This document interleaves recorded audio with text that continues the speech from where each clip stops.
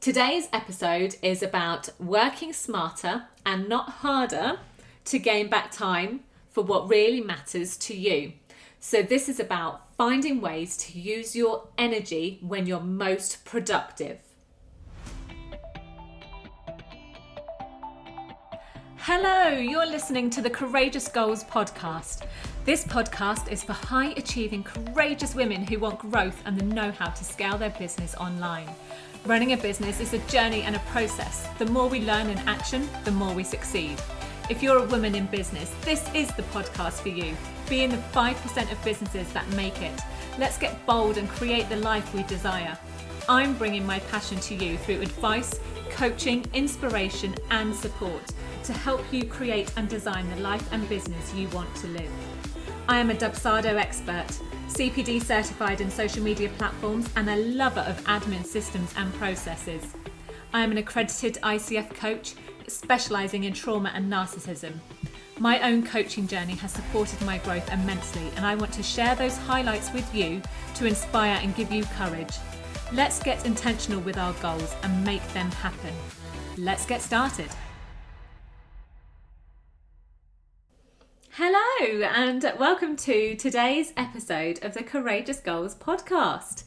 So a lot of you know how I love organisation, I love a project management tool, and I just generally love being organised and working smarter rather than harder to be able to use my time more efficiently.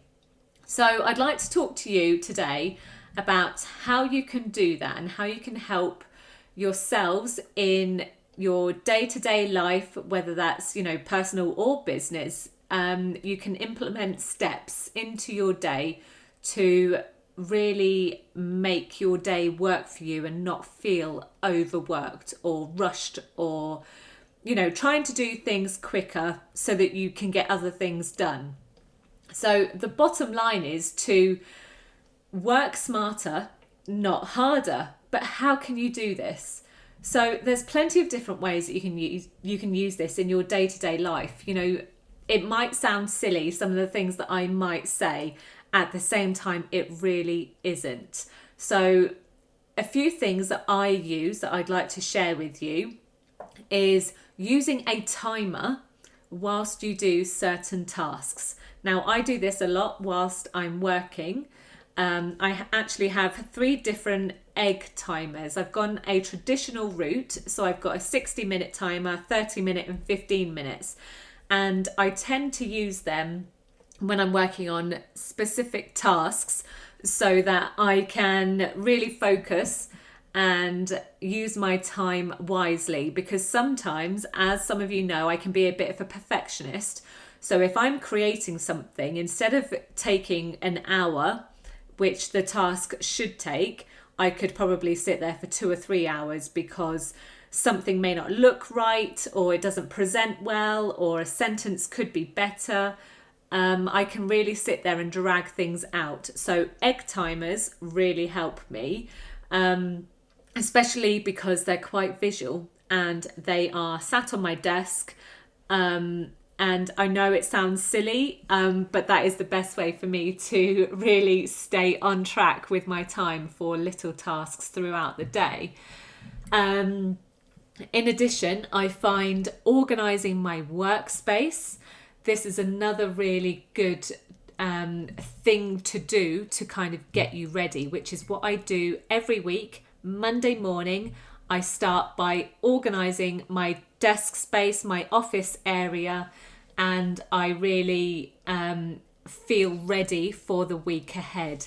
And I do this on a weekly basis so that I am ready and prepared. I also minimize any notifications. So I don't know if you're a Mac user, but there's a focus button on your phone, on your desktop, on your laptop, and basically it turns off all notifications so that you're not distracted in any way. And this is massively helpful, which also coincides with my apps on my phone all notifications are off apart from for text messages and phone calls. Obviously, in case there's an emergency with something somewhere, I have those left on, but they are on their lowest volume level, so that those distractions are completely gone. There are loads of other tips that I could give you. So you can divide your life and your business into smaller parts. You can group similar tasks to do them all at the same time. It really helps procrastination. Definitely focusing on one task at a time is hugely beneficial. I don't know if you're like me, but I can easily get distracted. I am a multitasker, but I find that I end up thinking about something whilst doing something else, which isn't the best time. It isn't the best use of my time. So I end up actually focusing on one thing at a time, writing down what I need to do next so that I can then focus on that after. Taking regular breaks, I will put my hands up. I am not very good at taking regular breaks, and my coaches will actually tell you this. If you ever have a conversation or a session even with one of my coaches, they will tell you I am not very good at taking breaks. I do definitely need to get better at doing this, but I'm one of those where I've got a list of things that I'd like to do each day and I tend to work through them. However, I am getting much better at taking breaks, and I've added those into my calendar so that I do have that reminder that's there, because I use my calendar every day, all day. And I am getting much better. I could be better, definitely. I could be better at everything. But that's something that I do need to start prioritizing. Actually, I have. The last week or two, I have really started to prioritize that. So I'm getting there. Another tip is definitely focusing on your biggest tasks first. I don't know about you, but I'm more productive in the morning. So focusing on the biggest tasks first really help, because I have more energy, I'm more motivated, and just getting those big things done first. Then as the day goes on, you can do the smaller tasks that don't require as much effort. What other recommendations have I got? So making your meetings more productive, obviously allocating the time properly, making notes where you're going to use those notes more efficiently going forward, using a project management tool alongside that really helps. Delegating any tasks. I don't know if you have someone that you can rely on for support day to day, but delegating and not doing everything yourself is a huge time saver, of course. So delegating, think about where you can do that. But the biggest thing that you're probably expecting me to say, and I'm going to say it, is time blocking your calendar. Oh my gosh, it is a lifesaver.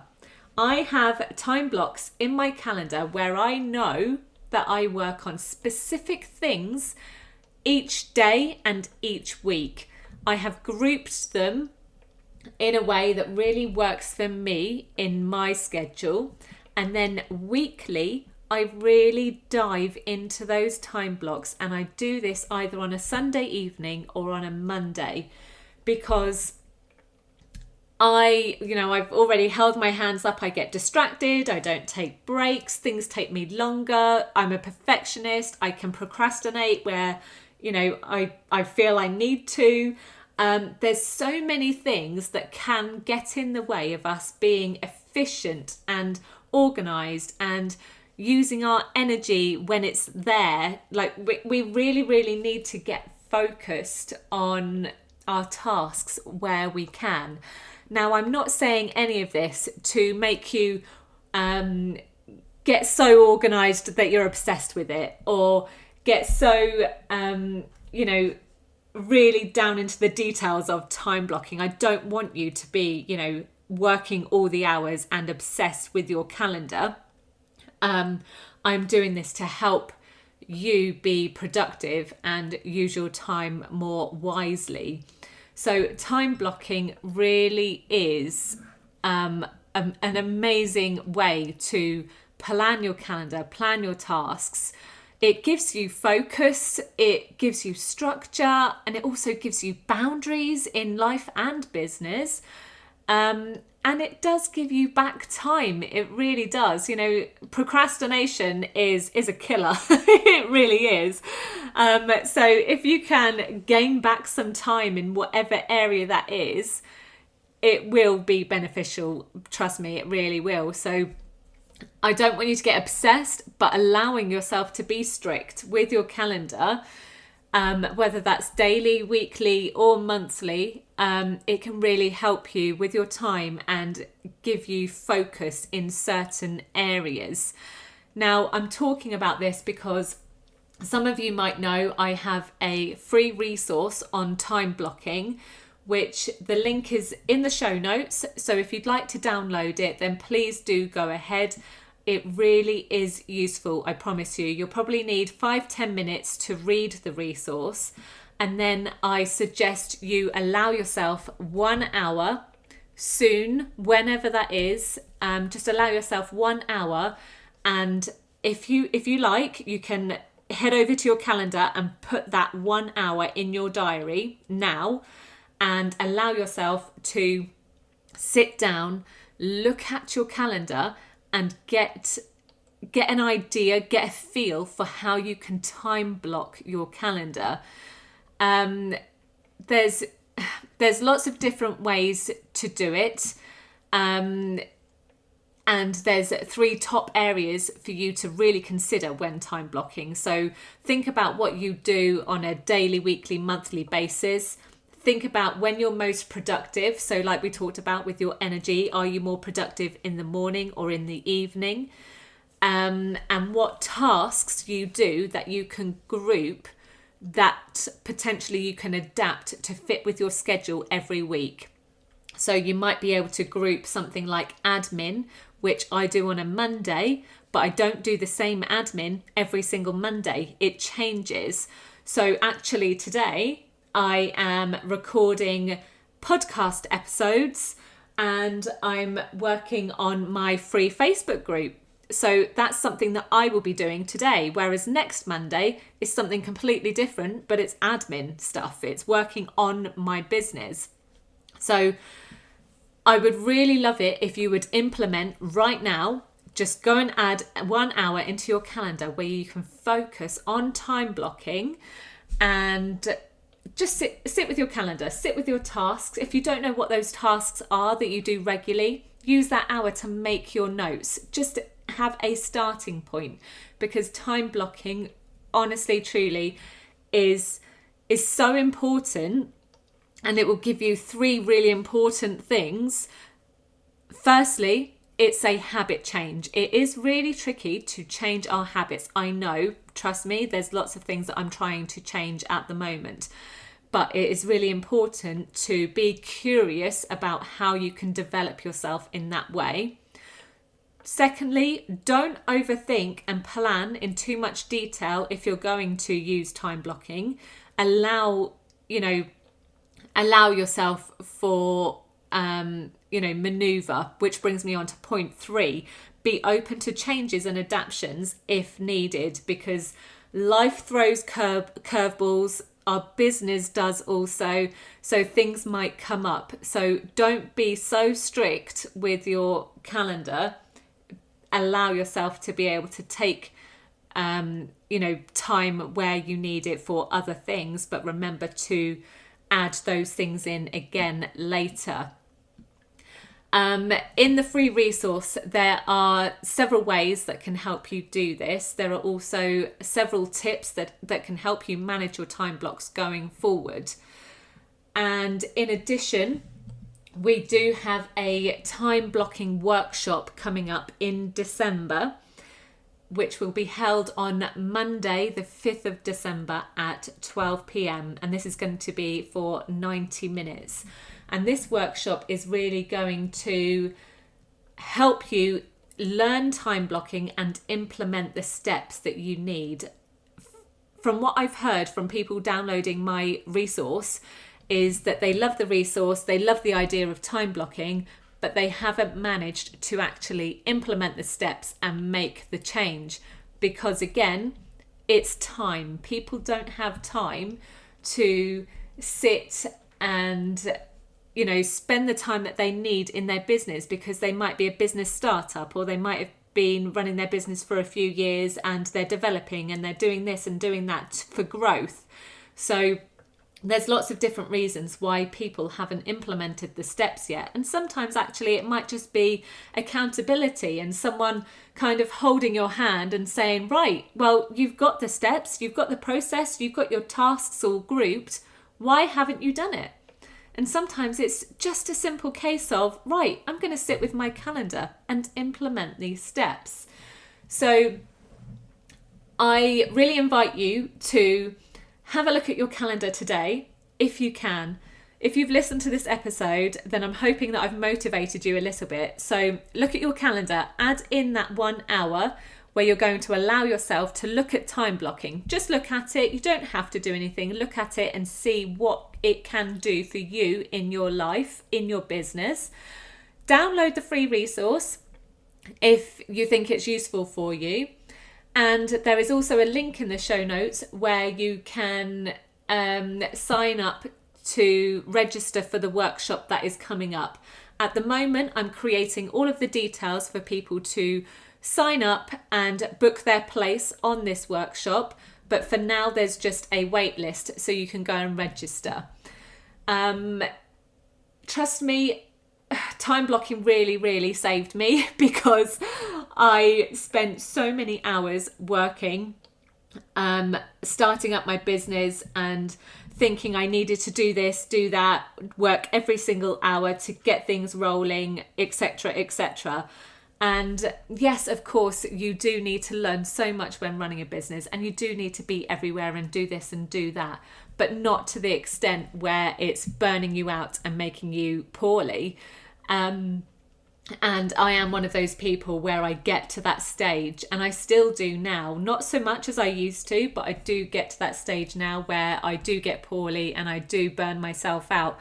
Because although I want growth in my business, I'm passionate about supporting women, and I always think, no, it's fine, I'll be fine, I can carry on and I can do this.